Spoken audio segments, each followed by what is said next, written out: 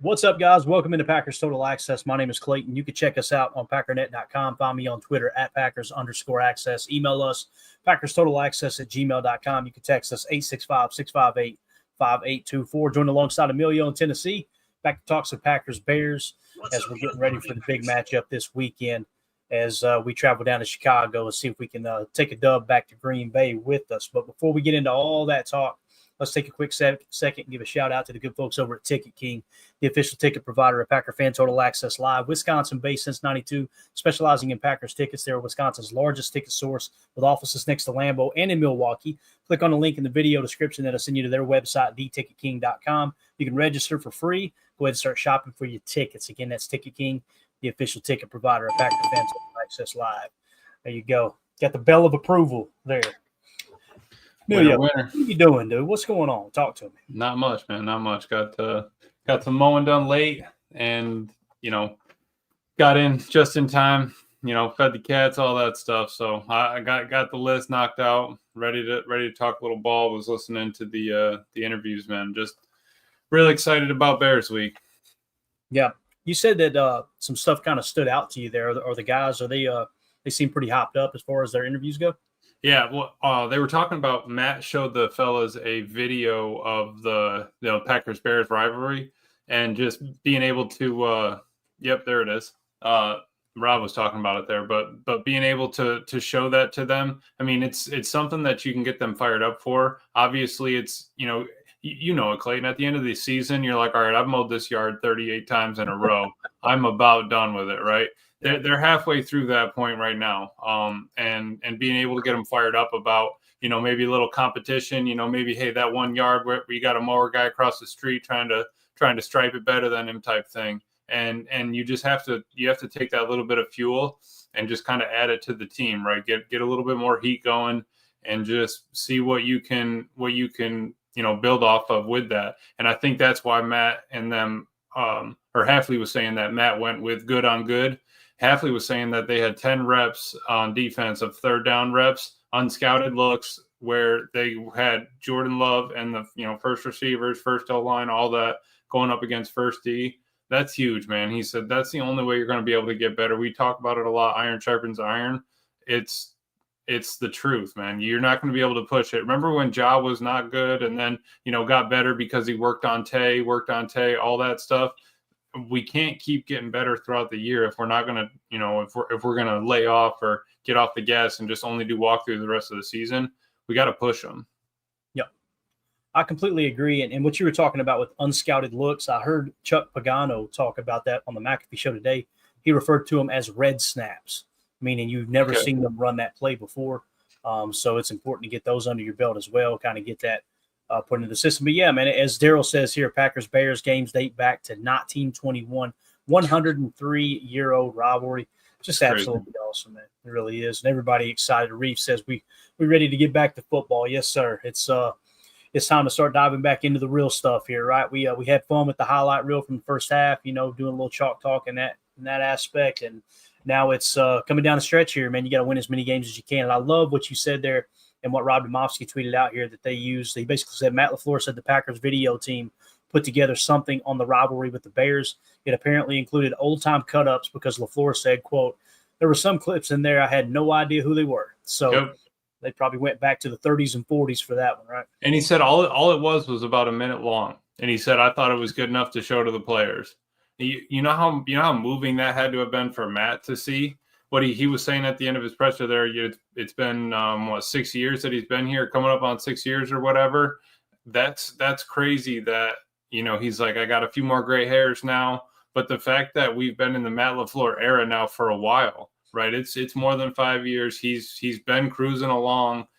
It's cool to see. It's cool to see that how he approaches it, how he sees it now.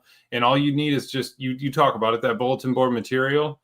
You don't need to staple that on the wall forever. If you give them a snippet that just gets a little bit of chills, a little bit of butterflies, something that gets just gets that fuel moving, that's key, man. That's absolutely key. And then you go out and practice. Everyone's practicing hard. You make a mistake at 100 miles an hour, we correct it, and we're ready for game. I'm down with that. Yeah. And, listen, if the Packers go out there and they drop a stinker to the Bears somehow, some way, it's not the end of the season, but make no bones about it. This is an important game.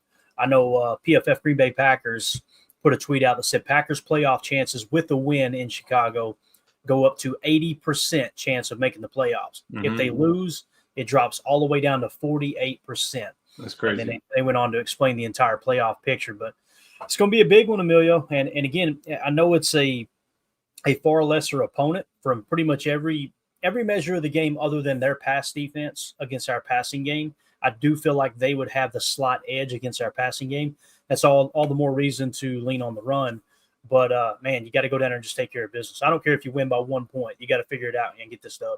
Right. Matt said it, too. He said, he's like, it's a divisional game. He's like, I know we're 0-2 in the division. That's no news to me. I know that's the truth. We need to show up this game, get it started on the right path. If we only have we're 2 there, we got 1 more, and then so we only got 4 games left. So I'd say that we need to go at least 2-2, and ideally 4-0. But it starts this Sunday, really. Yep, completely agree, man. Completely agree. So we got a couple other things on tap here we can kind of dive into. Well, first of all, let's kind of talk about that final roster spot real quick. Rob Demovsky had tweeted out earlier in the day. He put Packers coach Matt LaFleur indicated that they would probably use the open roster spot to bolster the defensive front. But then Rob Demovsky quote tweeted that and said, after further clarification, LaFleur was talking about that spot potentially going to Marshawn Lloyd. So I don't think you could have topped out a more confusing damn tweet here, to be honest with you.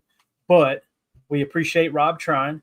Emilio, how are you taking that little sequence of tweets there? I'm taking it as after further review, it sounds like Marshawn Lloyd most likely will get that last roster spot. Is that how you're reading that too? Yes, I guess I would say that you too. sound like me, man. I was going, what the hell does this mean?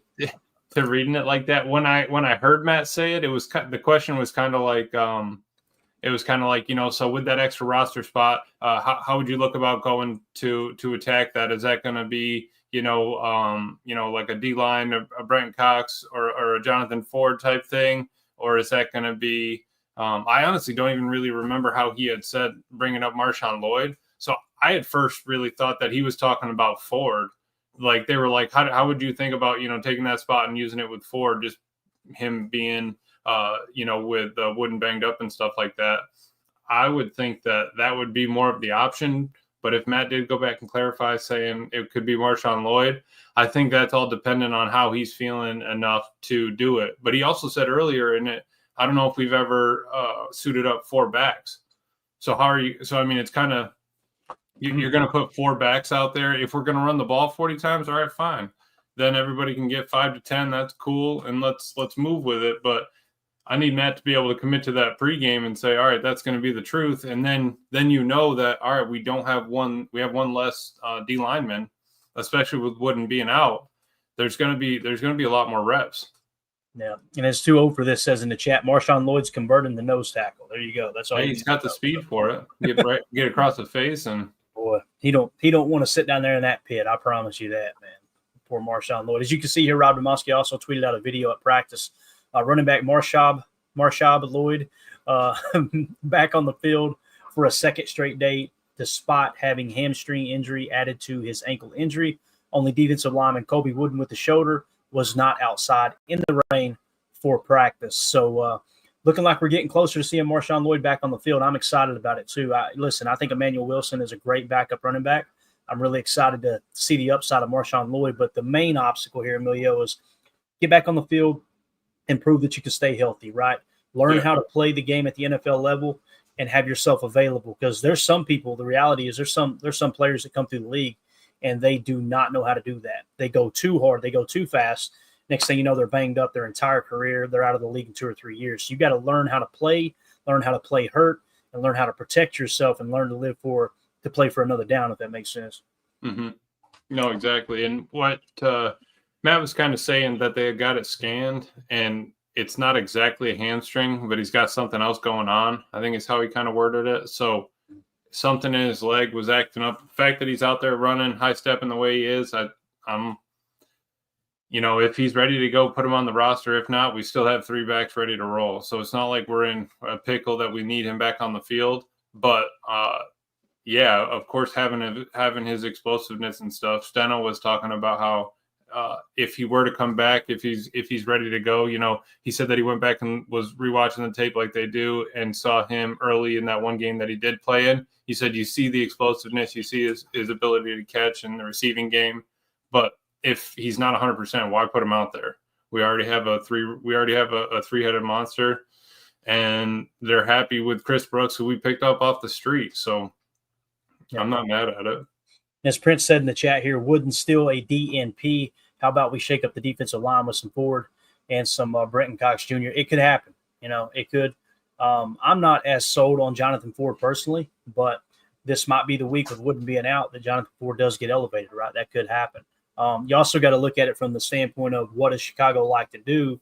They play 11 personnel the majority of the time, so you probably want an extra pass rusher for that nickel set as opposed to that big body that might not get, 5 to 7 snaps because you're very, very rarely in that base 4-3. So you kind of look at it from that standpoint as well there. Let's see your Prince in the chat. Evening, gents. Secret message to the bearded one. The rooster crows at midnight and the fat man walks alone. There you go. There you go. Take that home with you tonight and ponder on it. Rel in the chat said, did y'all hear Jeff talk about McKinney in his preparation for the games? Did you have get a chance to hear that, Emilio? Yeah, he was just saying, McKinney, he was texting him, was it last night early? Hey, can we have the third down reports? Are you done with those yet? Once he was done with them, he sent them in. Then McKinney gets there early before anyone else and wants to go over those reports with Half. And it's like, what really hit me was, Hafley's coach, Sherman, all those guys, some really excel, some excellent corners and DBs. He said that's what the great ones do. They never give up. They're always churning. They're always moving. They're always trying to get better, move forward, that type of stuff. He said X has that, man. It's that I still cannot believe the Giants got rid of him. Like, how are you going to let a guy with that kind of mentality, that kind of preparation, determination, from a big school and produced coming out here after leaving that big school? Team captain. Yeah, team captain. He's been coached under Nick. Like, what are we doing? How are you going to lose someone like that? Swoop him up, let Hafley coach him up, and he could be the next all-pro dynasty kind of safety for the Packers, man. I'll take that. Yeah, and the other thing too, letting Saquon Barkley walk in free agency as well is like, what the hell? Did you see that new video that I saw one came up on my phone? It was that his son is a better GM or better coordinator or whatever manager than he is. He was sitting there at his desk taking notes. He was his daughter was right next to him. His son was playing on the couch, another daughter on the other couch. He said, all right, now asked his son, who would you take in the draft? He said, Jaden Daniels. He said, all right, well, who would you take? He said, Jaden Daniels. He goes, who would your next one be? Drake May, Marvin Harrison.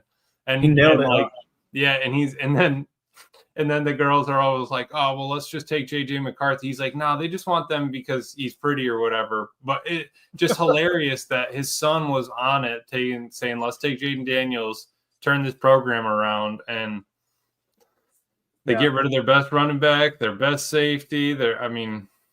Terrible. They signed John Runyon, $30 million. The best part of that Hard Knocks offseason was Mara, the owner, walking in the room and finding out that they're like, okay, you could just see it all over his face. Like they don't think Saquon's as important as I do. And he kept removing himself. Everybody says that's what you want an owner to do. Let the football guys take care of the football operations. Owners stay out of it. In that case, they should have let the owner go, hey, what do you think about keeping Saquon? All right, yeah, let's just throw the book at him. Because I'm telling you, their whole response was, as far as modeling their roster was, we just spent all this money on a quarterback. You don't want the quarterback that you paid all that money for to play second fiddle to the running back. That is the biggest crock of BS. Like you want to know why Bart Starr was so damn good? Because he had Hall of Fame running backs behind him his entire career. And they would say the same thing about him, I'm sure. I mean, look at Dallas, right? Back in the 90s. Yep. Emmitt Smith and Troy Aikman is not the same Troy Aikman without Emmitt Smith, and Emmitt Smith is not the same Emmitt Smith without Troy Aikman. They both played off of each other, and you mix in some play action pass with it too, it's game over. Right. You should the moral of the story there with the Giants is you should keep that running back to make it easier on your quarterback. He doesn't have to win the game every single week. And Lord knows Daniel Jones not going to win the game. And listen, he's a good dude too. I got a chance to meet his personal quarterback coach, David Cutcliffe, at a business conference. And you're not going to find more stand-up people. But the reality is it has not worked out for Daniel Jones. It just hasn't. And what they're asking him to do, stick his neck out there every play, like running quarterback powers and stuff like that. I mean, it's not college anymore. Right. I love what Michael Lombardi always says. If I was Daniel Jones's father, I would be calling them going, hey, why are you trying to get my son killed? Yeah. Yep.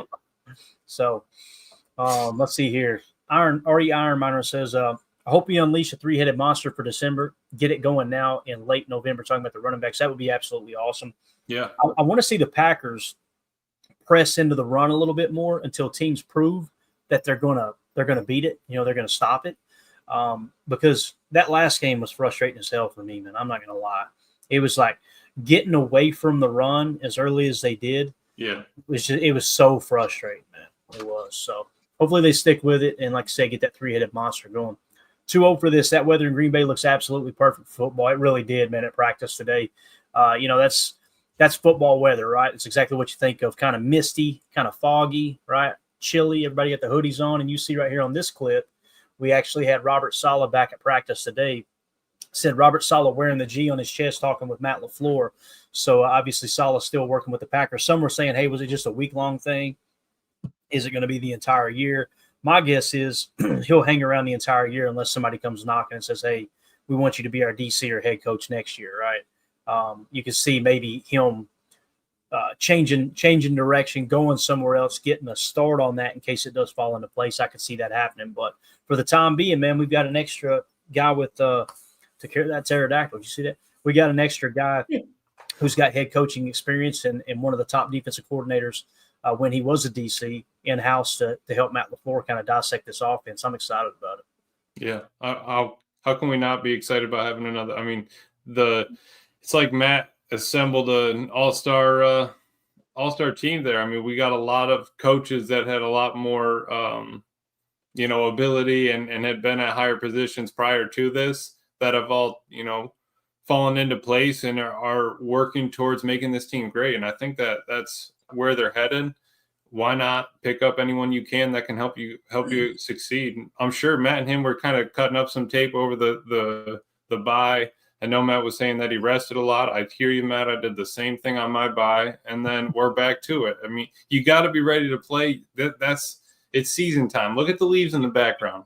Mm-hmm. Those trees are about done. I mean, it is the rest of football season is ahead of us, and January is coming quick. Yeah, we done broke out PTA Tom the turkey here on the broadcast in the lower right too, so we're ready to go. Oh, you like that? That is. Andy Monday in the chat said, "Have you seen the Bears' remaining schedule? Yikes! It is bad. It's so bad." Listen, if you told me, "Hey, they're not going to win another game the rest of the year," I can't say, no. I see them winning 2 or 3. They probably will, but I'm not sold that they win another game, Emilio. I mean, right. It's bad. It's real bad, man. You got Minnesota twice? You got Detroit twice, if I remember correctly. Yeah. And then you got the Packers again, and the other teams on that schedule too were pretty rough. So Chicago wasn't it Seattle and San Fran? Yep, so I would take the 2 Packers wins, the Seattle and San Fran win. We'll get to add 4 more losses. What are they, 4 and 5 right now? So we'll leave them at 9. And then actually I'll have them win against the Lions and the Vikings twice if possible. Leave them at 8 and 9. Perfect. Absolutely perfect season for the Bears. Yep. All right. Shifting gears, let's take a quick look at the update on the injury report from today. Jair Alexander and Kenny Clark both still limited participation today. Kingsley Enagbare still full participation. Josh Jacobs still limited. Elton Jenkins had the veteran rest yesterday. Today he was practicing limited, so he's good to go. Marshawn Lloyd with the ankle hamstring limited both days. Jordan Love full participation, so we're good to go there. Jordan Morgan was not listed on Wednesday with the shoulder. Today he was limited. Josh Myers has been limited both days. Rasheed Walker, not listed on Wednesday, was limited today with the knee. Then Evan Williams was limited both days. Kobe Wooden did not practice both days. So for me right here, man, I wouldn't be surprised if everybody but Kobe Wooden suits up for the Packers on Sunday. Yeah. But you could also see a couple of these limited, like as bad as I hate to say it, Evan Williams, Josh Myers, Marshawn Lloyd, just to name a couple there. I could see those guys being potentially, maybe one or two of that group of limited, maybe not suiting up. But what do you think? No, I think you're spot on. I really think the only one, I think Colby's definitely not going to play, and I think Marshawn is probably not going to, but I'm happy that they're getting him out there, getting those extra couple reps. And it's, we were talking about it yesterday, just having a receipt long for your injury report isn't great, but those three that were not listed, we had the veteran rest. We've been doing that a lot. I think we kind of just need to take it as is. And if anyone's, if it's a brand new one, not Ellen or somebody like that we've seen, I think we do kind of take it easy on the O-line. But at least even if they were limited, fine. Limited could mean anything, right? They're not doing a couple of those reps. But Steno was saying, or Hafley was saying, all right, we got reps against our first O-line versus our first D, 10 of them on third down. Could have been whatever, 3rd and 5, 7, 10, 12, whatever. But he wasn't limited, I wouldn't think, in those reps. You know what I mean? It's those 10 reps, cool. Get him in there, get him hammered out, make the other players better, and then fine. He's limited for the rest of the day. But I think that's I really don't think it's a problem. I think you're spot on with playing time. And we get the Washington Commanders at 7-3, the Philadelphia Eagles at 7-2. Just kicked off at 0-0 here with about 12 minutes left in the first quarter. We'll keep you guys and gals up to date. Would we have beaten the Eagles, Clay, if they didn't have Saquon, if the Giants didn't mess up and do all of what they were doing? If they didn't have Saquon, I think that improves your chances of beating the Eagles. But I don't know. It's hard to say. It really is. Yeah. I think we could beat the Eagles today. I do. Now, I'm not one of these people either, though, that see the Eagles as a weak team. That blew my mind on week one when people were talking like, oh, no, they're horrible. They finished bad last year. I was like, man, I don't know, dude. Yeah. It's a team that was in a Super Bowl the year before. What the hell are we talking about? Like right. They're not far removed from being the most successful team in the NFC. But yeah, without Saquon, man, they're a different ball team. There's no doubt about that. What a perfect fit for Philly, man. Yeah. No, I can't believe they let them do it. So on the Chicago Bears side here, all staying the same at did not participate are offensive lineman Kyron Amagaji, Jaquan Brisker, defensive back, and Tevin Jenkins, offensive lineman. Now, it was announced that Jaquan Brisker is going to IR with the concussion. You guys know he's had multiple concussions now, so he is out. No chance of him playing in the game. Staying limited was Braxton Jones, offensive lineman with the knee. Mercedes Lewis had the veteran rest and then did not participate today. That's kind of odd that you get the veteran rest on Wednesday and then not participate on Thursday. Not that I'm too concerned that Mercedes Lewis is going to be like a game breaker or anything, but keep your eye on that.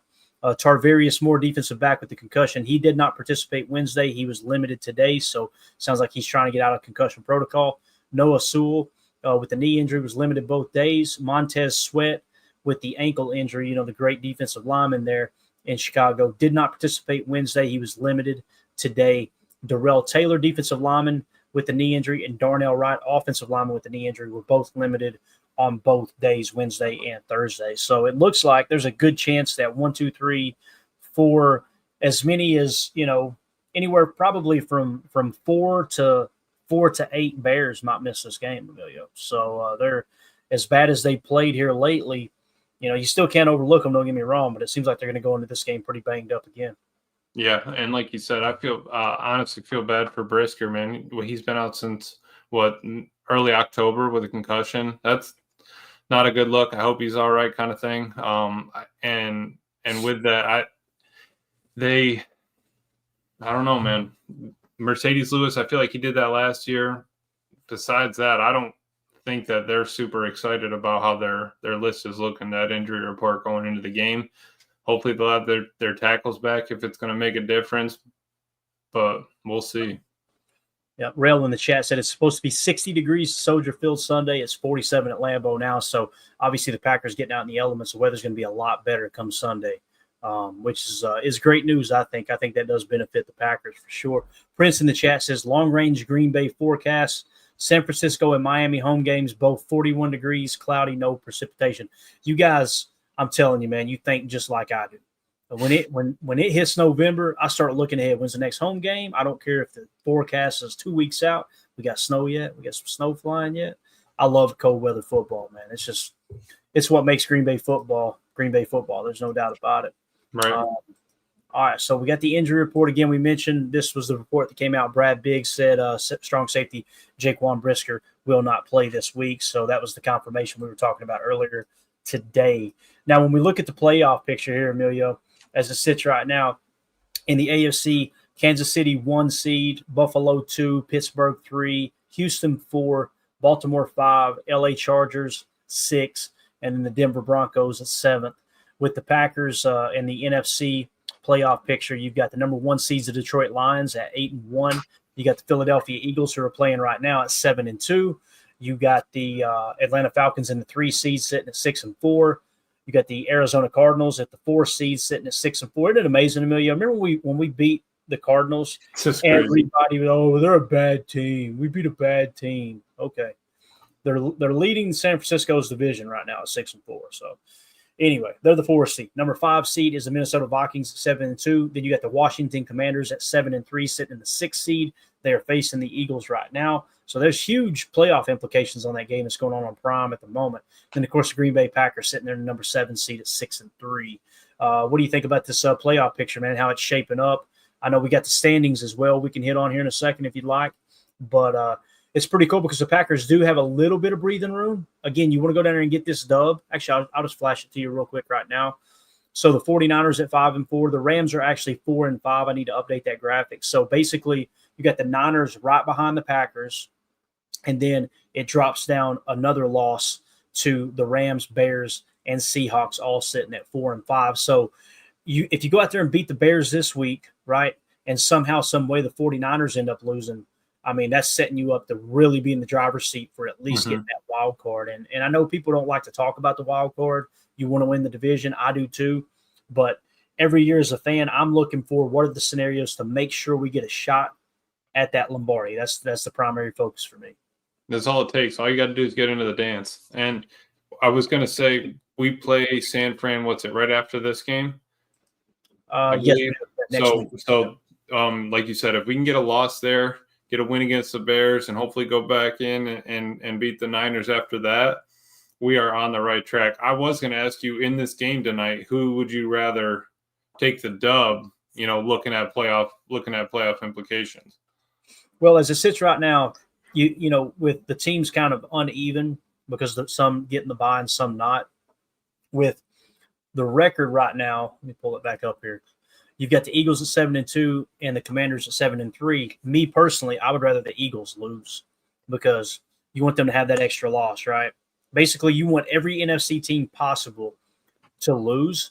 But at the same time, if they beat the Commanders and they now go to 7-4, that kind of helps the Packers too, right? They technically jump the spot. So right, that's what I was kind of thinking. Like I said before I asked that, I was thinking I want the Commanders to win, and I started thinking about if they go 7-4, we go 7-3, then I think their bye week's coming up either next week or the week after.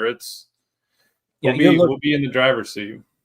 You're looking at it from a standpoint of like, okay, we want whoever's leading the division right now, go ahead and run away with it, right? And everybody else, right?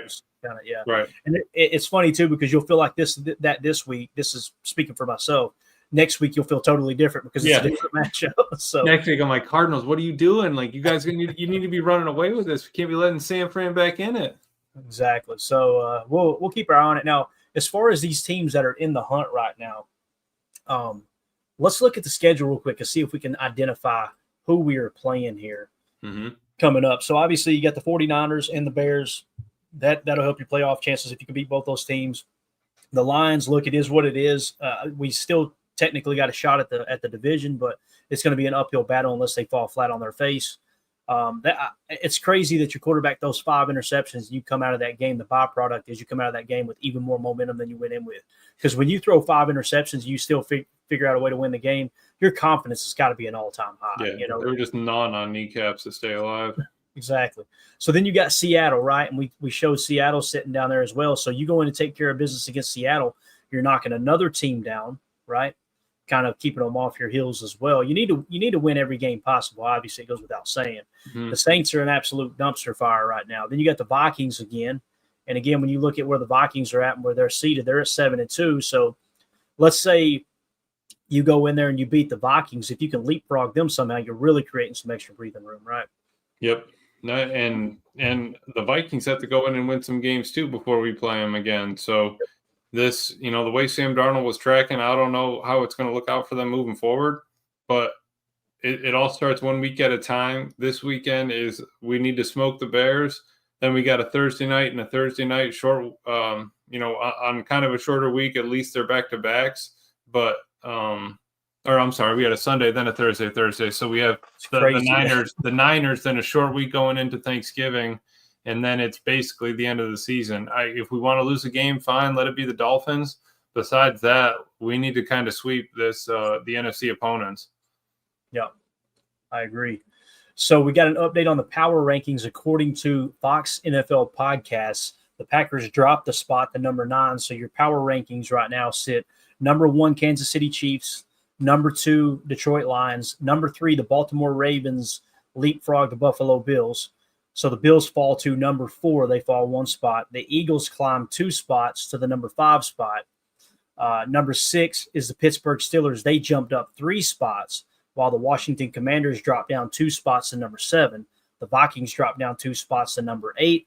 And like I said, the Packers dropped 1 spot to number 9. And then you got the Cardinals that jumped up 4 spots to number 10. Then, of course, 11, you've got San Francisco. 12, you've got the LA Chargers. 13, you got the Falcons, who dropped 3 spots.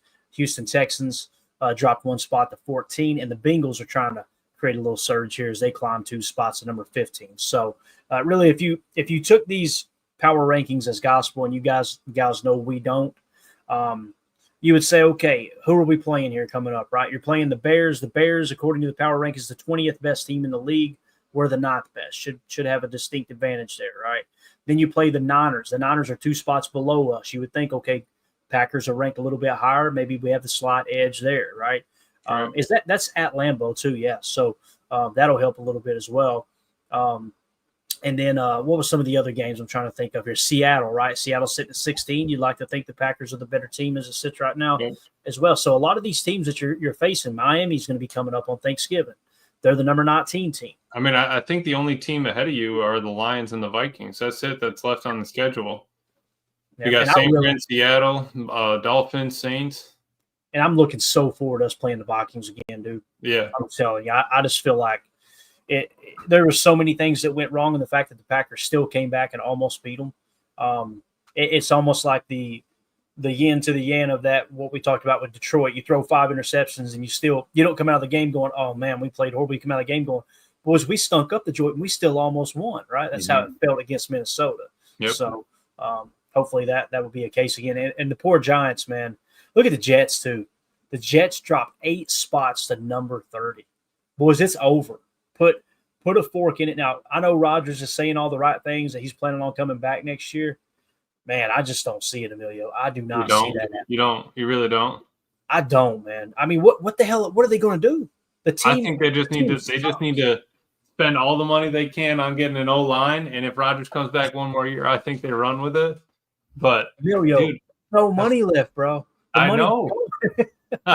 That's the problem. When Rodgers leaves, if Rodgers retired this year, they got $40 million on the books next year for Aaron too.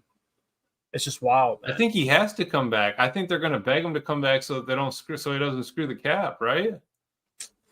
I guess so, man. I don't know, but please, you don't even have to play the first 4 games if you don't want to. Just please come back and play the rest of the season. Yeah, I don't. I know when he walks back through that door, they're going to be like, "What's Brett Favre doing here?" I'm in town to play the Dolphins, you dumbass.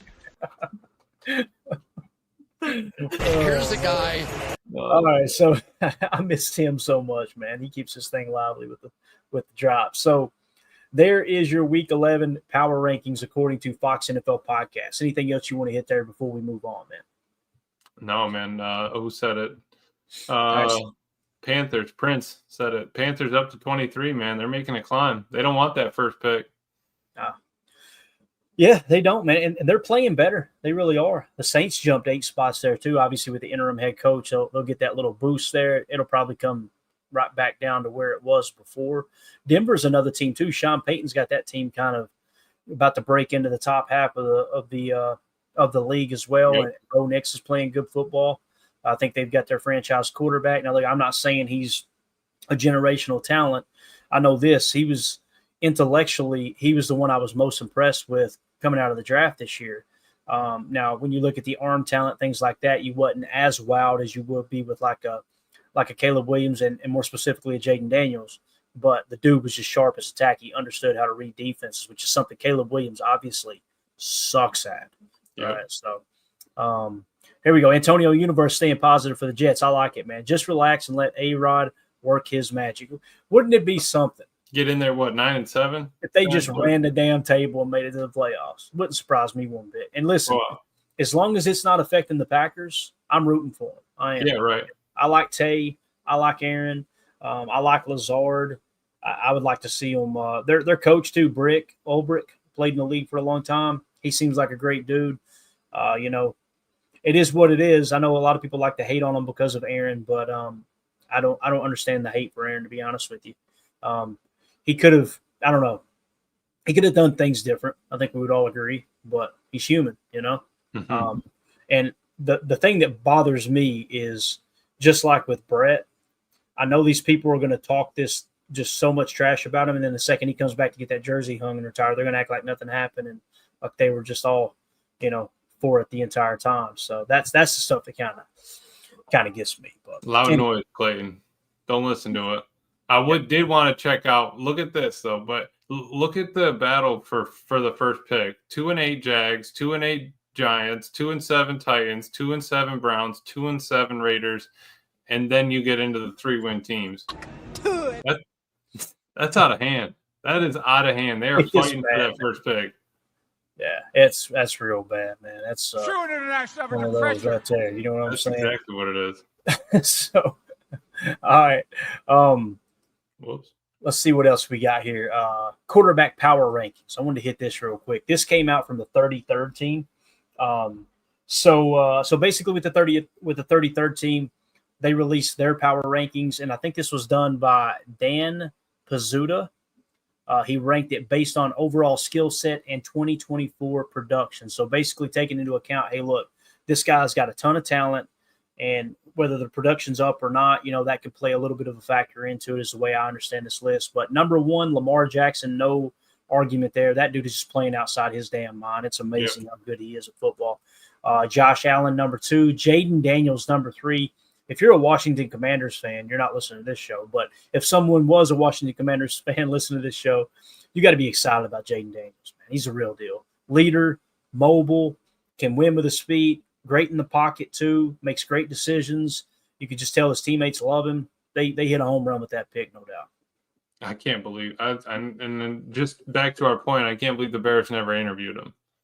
You know what I mean? It's like, what are we doing here? It's like the Bears and the Giants need to just team up and try to be one good franchise. If you just put they just pool their talent Consolidate together. Yeah, just put it all into one. We'll turn this debt and this one. We'll just put it all into one, consolidate it, call it a day.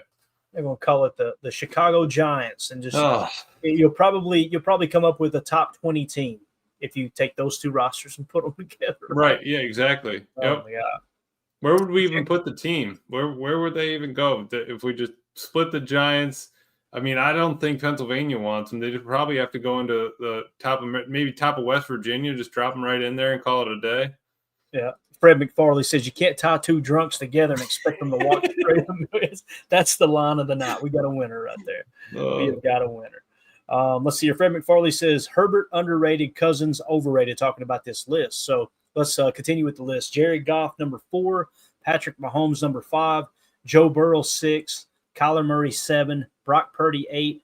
Baker Mayfield 9, Jalen Hurts 10, Kirk Cousins 11, Tua Tagovailoa 12, and then our very own Jordan Love in the 13 spot. I'm okay with that based off how he's performed this year, right? And we know the talent he's got. You've seen the second half of last year. I think 13 is pretty fair. Do you disagree with that, Emilio? How do you feel about Love being number 13 on this list here? I think we've been fighting this since the offseason. I've been trying to say for the longest time what they had him at, 20, then they dropped him into 15. Then for the longest time, I think they had him at about 12, 13 for most of the offseason. They finally dropped him into the top 10 by the time the season started.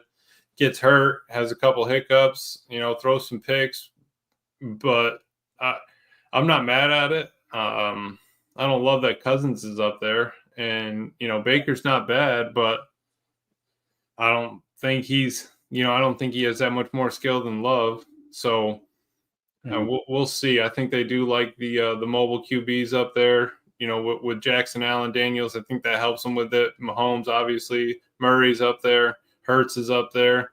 Tua, that's a tough. I think maybe we can slide Love in front of Tua. But besides that, I'm not mad at the list. Yeah, Brett McFarley says Herbert overrated, Cousins or underrated, Cousins overrated. So they got Herbert at 17 and Cousins in the 11th spot. I think I would probably agree with that. You probably expect Cousins to be down around the 15 mark and Herbert to probably be right around the same range too, maybe a little higher. But the Chargers are running the ball, right. with Harbaugh in there now. It's not throw the ball all over the yard, so he's not putting up the stats like he used to have to. Yeah, you're seeing like $170, right? Again, right. Like that, and they're winning ball games. So that's all you need. So Washington just pushed it across the goal line, so they're going to take a 6 or a 7-0 lead pending the extra point. As we all know well, those extra points aren't gimmies anymore, but they're going to take an early 7-0 lead here over Philly, it looks like. So this is going to be a dandy, man. I'm excited about watching the finish on this one. Yeah, definitely. CJ Stroud, or Prince in the chat, says CJ Stroud, biggest faller. Where's he at on this list? Where does Stroud end up? 21st, Emilio. That's wild. All I want to say is I knew they were talking a big smack about how CJ Stroud was so elite and Jordan Love was so much worse than him, and how Stroud was always the better quarterback than Jay Love. And it just got real quiet on that front, middle of this season now. Really did. I don't think he's the 21st best quarterback. No, I don't either. But I'm with you though. Like they were talking like he was top 3, top 5. Yeah, like he was going to be the next gospel. It was a rookie season. He had a good year. All right, cool. I'm proud of the kid. I'm glad that happened for him. But you can't be saying that Jordan Love is just worse than CJ Stroud just because you want to talk about him on ESPN and stuff. Yeah, CJ or Chris in the chat says Daniels is good, but overrated at 3. It's funny you say that because as we're talking about Stroud being so low, I'm thinking around this time last year he was in the top 5. Right. So who knows? Next year Jaden Daniels might hit a sophomore slump. That's true. Right? I mean, it's just so true. You never know. All right. Okay, so that is your quarterback power rankings there. Let me jot that down real quick. And I think we'll wrap it up there, Emilio, unless you got something else you'd like to hit on before we finish up here. We're at the 43-minute mark. We could hit on some more stuff, but we got plenty of time later in the week. We'll be back probably tomorrow. We'll see, but we'll definitely be doing at least 3 more shows before we get to game day. Do you want to keep this thing going? You got anything else you want to talk about, or you feel like we should wrap it up, man? No, I really don't have anything else to say besides the fact that I'm so glad that we pulled Hafley in. I really am excited with that pick. I think that this D is going to really hone its skills coming into the end of the season. And, with P. Smith going away, appreciate all the service and everything like that, but let's see what the young kids do. And maybe that gives us a spark for the rest of the year, and let's roll with it. And like he was saying, man, it depends on the game. If we're going to bring a fire zone, if we're going to bring a man blitz, if we're going to do all these different things, it depends. Some games we're not even going to bring pressure. But, he said what the Patriots did well was they covered well and they got pressure on Caleb. They kept him under wraps. And we talked about it. We saw it last night in the sacks that we watched. It seemed like they were NASCAR mugging it, 6, 7 guys standing on the line, get him flustered, get him on his heels. And just let both of them cook, because that's all it's going to be about is can Matt call the right plays? Can we stick to the run game when needed? throw a first down pass just to get Clayton's blood boiling, and then let's go from there and see what see what happens. Be fired up. And listen, I want to see them crank up the forklift, bro. I want to see some Tucker Craft yak going on. Yeah, no doubt about that. Again, what I want to see, what the Patriots did was, you notice they ran the ball quite a bit and they were effective. You can run the ball in Chicago. You can. You just got to stay patient. What Chicago wants you to do is to come out of that running game and throw on their defense. That's what they want you to do. You just can't fall into that trap. Doesn't mean you don't take shots. Doesn't mean you don't pick your spots. But lean on that run. And the longer that you lean on that run, you keep their offense on the field. More pressure is going to be on Caleb Williams to try to force the ball and try to make things happen that aren't truly there to be taken. So, again, I'm okay with the passing game. I don't want to come across like this. Matt is probably – he's definitely a top 3. I think there's an argument to be made for him being the best passing play caller in the entire league. The issue is you kind of fall into that trap of throwing on first down when you're averaging 9 yards a carry with Josh Jacobs. It's like, come on, Bob. Do you think that's a game management issue for Matt, or do you think it's just like a mentality type thing? Because remember Lombardi talks about it, like, Bill Belichick would have managed the game in X, Y, and Z, situations, 2-minute Rolex time, stuff like that. Is that something that Matt has been building towards, or is it something that, he's hung up on? I love Matt. Matt is like, there's no bigger Matt LaFleur fan than me right here. Right. I promise you. I think he has been a godsend. I think he's going to go down as one of the best coaches in the history of the NFL. But one of his weak spots is he is an emotional coach. He is emotional. So when things don't go absolutely perfect, I think his mindset gears towards, let's take a shot here. Let's take a shot. Let's try to, you know what I mean? Yeah. Rather than, all right, what's going on in the game right now? Like Lombardi was talking about the other day on the GM Shuffle, how Josh McDaniels was a great OC, but he also had Bill Belichick in his ear, and every now and again, Bill Belichick. Hey, run it. Yeah. Hey, how about we slip a run in here? And he would just come over the radio. Josh is getting ready to call the play, and Bill go, hey, I don't care what the play call is, run one here. That's called being a head coach. Now, Matt LaFleur doesn't have the luxury of sitting back and listening to his OC call the plays and kind of feeling the game and how it's flowing. He's in the heat of the battle. What's next on the play call? Okay, we already hit this, and this. That was a positive. We'll set that up. We'll marry that up with this stretch run. We'll marry that up with the jet sweep. Like a mad scientist, right? He doesn't have that luxury of, why don't we slip a run in here, Yeah. So who do you think would do that for him? You think it'd be like Steno? Would Steno be able to do that, or is that Rich? But so, like, who's gonna stick in his ear and say something like that? I don't think anybody's going to. And right. And here's the thing: I don't think Matt wants anybody to. Like, that's fair. Matt is, and who the hell am I to say he needs somebody like that, right? That's true. I was just drawing that parallel in New England that they had that luxury of your head coach not being the play caller, right? So, but again, man, Matt's a dog at what he does. It's just when you got a game where you like we said, and I don't mean to harp on it, we'll wrap up with this. 32 seconds left in the second quarter, right? And I'm not saying you don't try to score there, but what the game plan should be is the other team doesn't get the ball back, and if we score with no time left, right? Right. So you come out, you run the ball, and I think they got like 6 or 7 yards on the running play. And in my mind, I went, okay, you didn't gash on there. The whole point of that is defense has got to play as if you're passing the ball.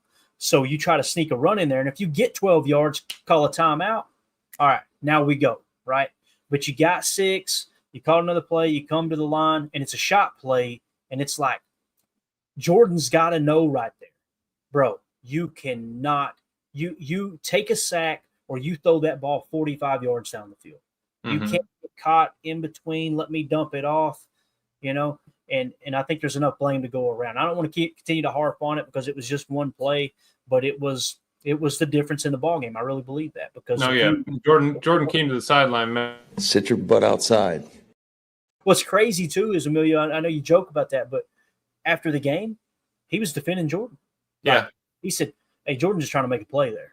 And Steno was talking about that in his presser today. Was, hey, Jordan can do that. It's the decision making that we got to fix. you know, and it's that's what it comes down to. Yeah, he's had some bad decisions, but he's also been unlucky. What's he like 100% on potential turnover worthy plays? He's like 100% for turnover worthy plays and picks that he's thrown. Right. It's so he's not catching a break at all. So yeah, some of the decisions were bad, but it's also not falling his way either. Again, though, man, when I seen Kirby Joseph snatch that out of the air, this was me. I didn't make a noise. I swear I didn't, Amelia. I just went like, what? Like 32 seconds. Yeah, cheese curds in my stomach hurt all the time, but I do eat them though. It messed me up, man. But again, the point I want to make is after the game, Matt was, hey, he's trying to make a play. That they're on the same page. Yeah, they're going to be aggressive, and when if they come out in the second half and they lead the league in scoring, and they're throwing the ball all over the yard, and Jordan ends up being an MVP candidate because the interceptions stop and he's still throwing tuds, you're not going to hear Clayton saying they need to play more conservative. I'm going to be over here going, hell yeah, Matt, let it run. Yeah, so, Matt, way to run it up, move to pass it on first down. I love it. Love the explosives. Absolutely. Fred McFarley with the super chat. Thanks, Emilio and Clayton. Enjoy your evening. Appreciate you, Fred. Thank you for supporting the show, buddy. You're awesome. And thanks to everybody in the chat. Y'all were great tonight. It makes the show so much better when you guys and gals are involved with the comments. Same with this morning, Clay. They were killing it this morning. Oh, they crushed it, man. It made my job so much easier, and it's more enjoyable rather than sitting here talking about what I think. You can bounce ideas off of them, and I mean that's what it's all about, man. That's why the only reason we're able to be here is because of them. So hit that like down below, subscribe, hit the bell, all that. Yeah, hit the like on your way out. We appreciate y'all, and we will be back possibly tomorrow night. We'll see how things go. If we got dinner plans tomorrow night, you might see me go live a little earlier. Okay. I'll try to let everybody know as soon as I make that decision. But yeah, other than that, man, Saturday's going to be fun. We'll do a morning show and an evening show Saturday. We got a pregame show Sunday. We got a postgame show Sunday. Game on. It's going to be awesome. So for everybody listening on the pod, thank you for making us a part of your day. As always, let's go out and be the change we want to see in the world. And go Pack Go. The Bears still